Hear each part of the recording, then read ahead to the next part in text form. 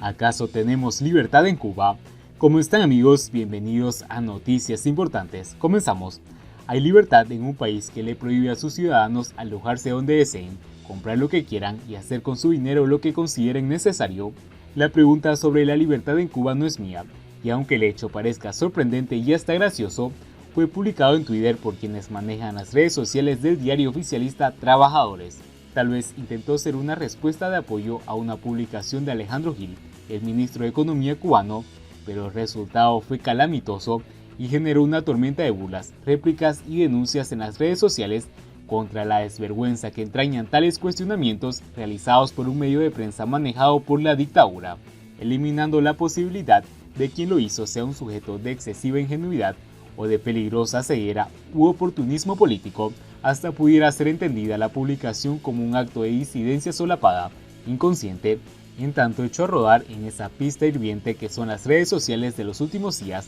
no solo el espinoso tema de la libertad, sino que este ha sido asociado a otras cuestiones de igual peliagudas, como son el comprar en un país donde tener más de 2 paquetes de pollo en la nevera puede ser considerado acaparamiento, el viajar bajo un régimen donde hay personas impedidas de salir como castigo a sus opiniones políticas, y el dinero, en una realidad donde un pobre campesino es multado por vender el excedente de un cerdo que crió con su propia comida en su propio corral. La pregunta, tan solo en cuanto atañe al dinero, ha sido lanzada en el momento en el que el Banco Central de Cuba ha publicado la resolución 124/2020, que autoriza a la aduana a decomisar los dólares de aquellos que importan y exporten la divisa con frecuencia, incluso si las cantidades estuvieran por debajo de lo permitido. Pero al no advertir qué sería considerado como frecuente, se puede deducir que todos seremos susceptibles a ser expoliados, tal como está sucediendo ahora mismo con la política de acopio de moneda libremente convertible y la retención de las divisas en los bancos y la dolarización del comercio, que obliga a los ciudadanos a buscar dólares a como de lugar si pretendiera permanecer en la isla y desarrollar su vida lo más cercano a lo normal. Y en cuanto a las demás libertades, basta con mencionar 2 acontecimientos de espanto que van siendo noticia en este último minuto. Un hombre, Yuenis Domínguez de la Rosa, está siendo procesado y pudiera ir a prisión solo por publicar en su página de Facebook imágenes de un enfrentamiento entre militares y civiles en Santiago de Cuba. También por expresarse libremente en las redes sociales, un joven médico, Alexander Pupo Casas, ha perdido su trabajo y es víctima de una campaña de desprestigio. Tal como van las cosas, cada día vamos de mal en peor. Y no solo en cuestiones de libertades, el simple hecho de permanecer en Cuba pudiera ser considerado por cualquiera como una locura, siendo la única libertad que nos va quedando la de elegir si acatamos o desobedecemos las órdenes del silencio, es decir, si morimos de pie o de rodilla. Alguien hacía público en Facebook un telegrama del Ministerio del Interior, fechado en julio de 1962, apenas 3 años después de haber llegado al poder Fidel Castro, donde se le avisaba a una cubana que marchaba al exilio que de no hacer la dejación de sus propiedades se le impediría abandonar el país. El documento, junto al permiso de salida estampado en el pasaporte, actualmente disfrazado de prórroga, es la prueba de que esa política de chantaje que ha caracterizado las relaciones del poder con los ciudadanos durante más de medio siglo y que hoy se perpetúa como la continuidad en las prohibiciones de viajar, incluso de entrar al país, a periodistas, opositores y cualquier cubano o cubana que piense o opine contrario a la línea trazada por el Partido Comunista de Cuba. La publicación de Trabajadores ha sido como nombrar la soga en la casa del ahorcado. Como consecuencia, ya se habla en el periódico que estarían robando cabezas de quienes, ya sea cumpliendo una orden o sintiéndose libres de chicharronear al ministro,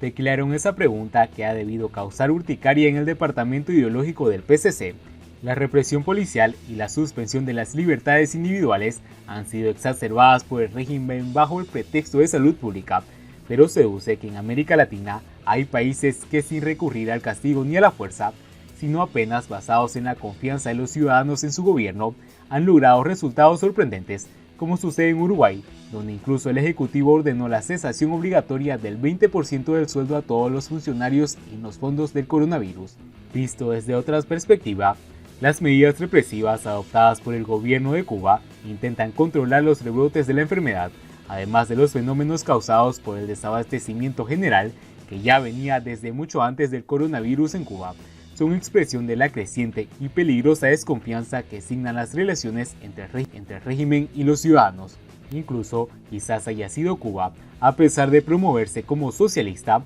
el único país del mundo donde no solo ha habido más personas encarceladas y multadas durante la pandemia, sino además donde no ha habido en absoluto iniciativa del sector empresarial, ni privado ni estatal, para proveer alimentos y ayuda gratuitas a los más necesitados. Por el contrario, el gobierno ha continuado vendiendo los alimentos a altos precios, incluso aprovechando el momento de mayor crisis e incertidumbre para, mediante la divulgación de rumores y malentendidos, infundir el rechazo al CUC y privilegiar el uso del dólar, abriendo tiendas exclusivamente para quienes poseen la moneda del enemigo. En este peculiar contexto, ha aparecido como un boomerang que golpea la cabeza de unos cuantos gorditos la pregunta del periódico Trabajadores sobre las libertades, una publicación que paradójicamente estaría tan fuera de lugar por llegar en un momento más oportuno,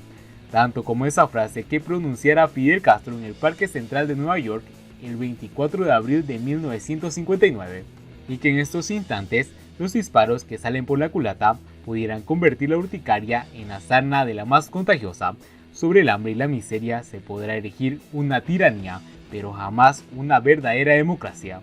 Siguiendo con las noticias, patriotas de pacotilla. A los patriotas de pacotilla los puedes ver en las redes sociales gritando al mundo su cubanía. Usan guayaberas, fuman cohibas lanceros y beben rones caros. En su muro de Facebook, los pacotilleros de la dignidad salen ordenando banderas cubanas, elogian la belleza de las playas y ciudades de la patria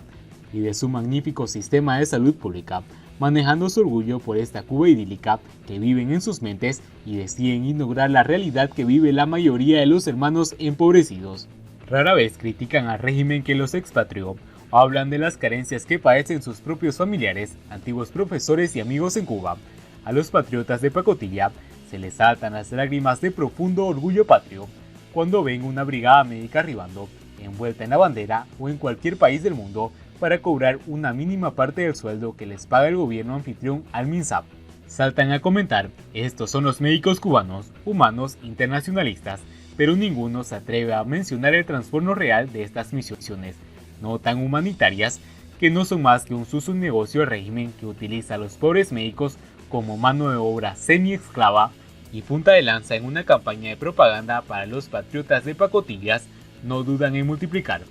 Ninguno de estos patriotas alza la voz para denunciar que los médicos que deciden quedarse a vivir fuera de Cuba les prohíben la entrada a su país por 8 años. Los patriotas de pacotilla viajan a Cuba cada vez que pueden y se dejan ver disfrutando de esos privilegios que tienen quienes ganan en dólares, euros y van a gastarlo a su patria. Parece que a los ojalateros del patriotismo no les molesta mucho que sus coterráneos no puedan hacerlo. Sus justificaciones son variadas: vanidad, cobardía, privilegios empresariales, interés por alardear de su riqueza ante un ejército de pobres y vergüenza porque en sus países de acogida son ciudadanos normales, al margen de sus niveles de ingreso. Pero en Cubita la Bella, ellos son reyes del mambo. Un trance complicado para el emigrado cubano consiste en decir a quienes te preguntan que vienes de un país completamente deshecho y que te fuiste porque ganabas el equivalente a 20 miserables dólares americanos al mes y que comías picadillo de soya. La leyenda de la Cuba, alegre, solidaria, vaciladora y bloqueada por el imperio luce mejor. Que sí. El problema con estos patriotas de pacotilla surge cuando un cubano, dentro o fuera de la isla, pide ayuda para promover cambios democráticos y la economía del mercado en Cuba, donde muchos echan de menos una solidaridad más activa que la condena a la dictadura por quienes vivimos fuera. Muchos de esos emigrados que usan a patria como pedestal carecen del valor suficiente para reclamar siquiera una rebaja en las abusivas tarifas consulares, la restitución de los derechos políticos, electorales y civiles en Cuba, como tienen el resto de los emigrados latinoamericanos en Estados Unidos y en Europa, pero siempre están prestos a repetir como papagayo las condenas al brutal bloqueo imperialista y proclamar Premio Nobel de la Paz para las misiones médicas, como ya hicieron con la devolución de Elian González y los 5 fracasados espías. No dudan en enviar cartitas abiertas a Donald Trump o a quienes sean para que el bloqueo genocida sea eliminado.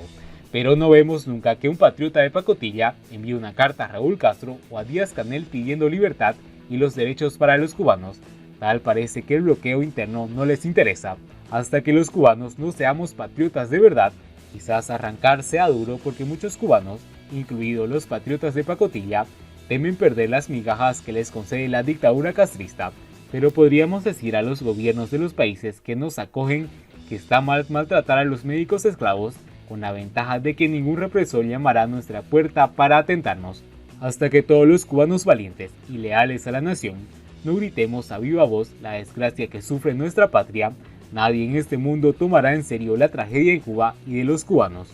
Y bien amigos, así vamos terminando las noticias importantes del día de hoy. Espero que las noticias hayan sido de su agrado. No olviden suscribirse, muchas gracias por seguirnos y nos vemos en el siguiente informe.